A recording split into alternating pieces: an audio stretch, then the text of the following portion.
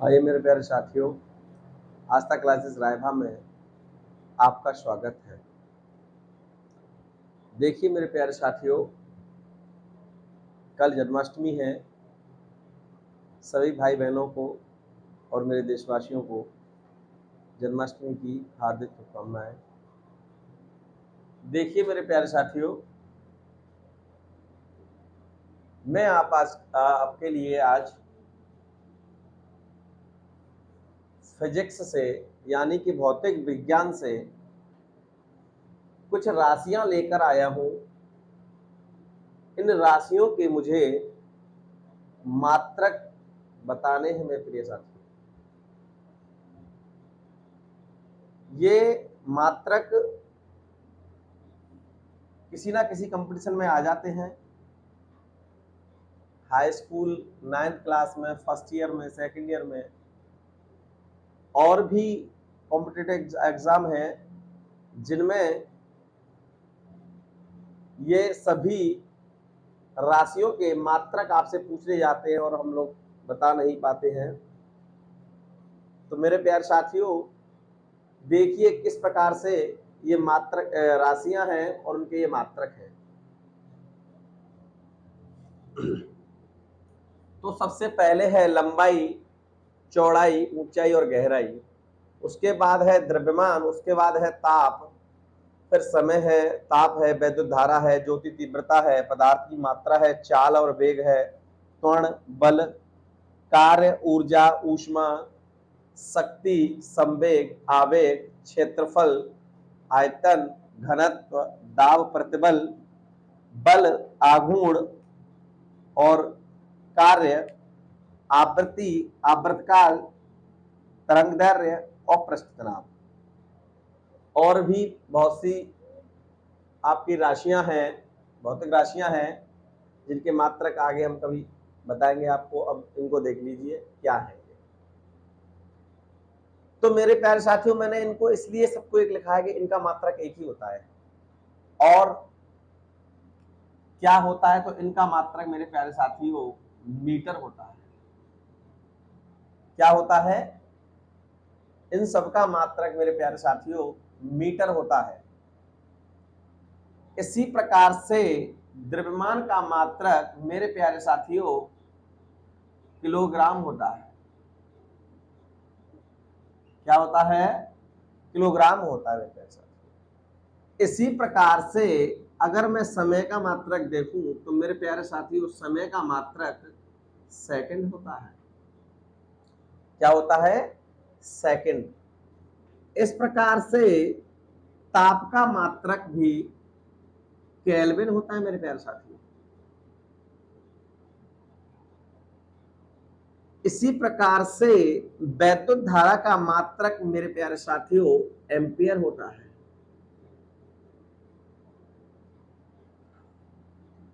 अब मैं ज्योति तीव्रता की बात करूं तो ज्योति तीव्रता का मात्रक मेरे प्यारे साथियों कैंडेला होता है।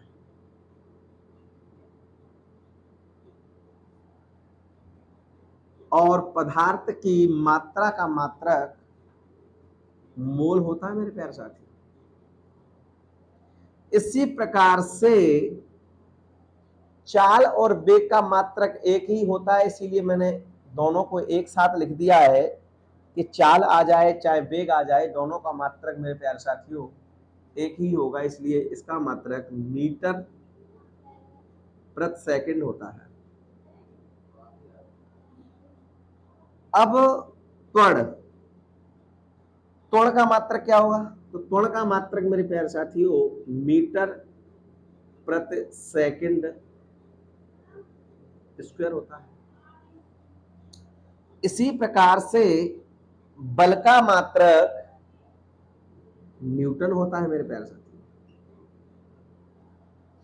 इसी प्रकार से अगर मैं कार्य, ऊर्जा और ऊष्मा की बात करूं तो मेरे प्यारे साथियों कार्य कोई सा भी हो, कार्य कोई भी हो, ऊर्जा कोई भी हो, गतिज ऊर्जा हो, चाहे स्थितिज ऊर्जा हो, चाहे प्रकाश ऊर्जा हो, चाहे यांत्रिक ऊर्जा हो, मेरा कहने का मतलब है कोई भी ऊर्जा हो, कोई भी कार्य हो और ऊष्मा भी, मेरे प्यारे साथियों सबका मात्रक जूल होता है।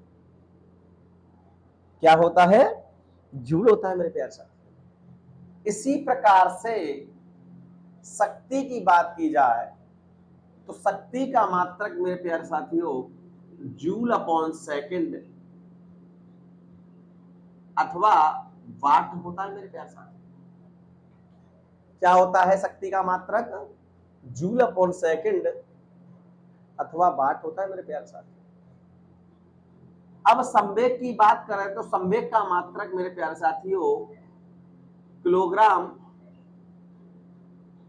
इनटू मीटर प्रति सेकंड होता है मेरे प्यारे साथियों। इसी प्रकार से आवेग की बात की जाए तो आवेग का मात्रक न्यूटन इनटू में सेकंड होता है मेरे प्यारे साथियों।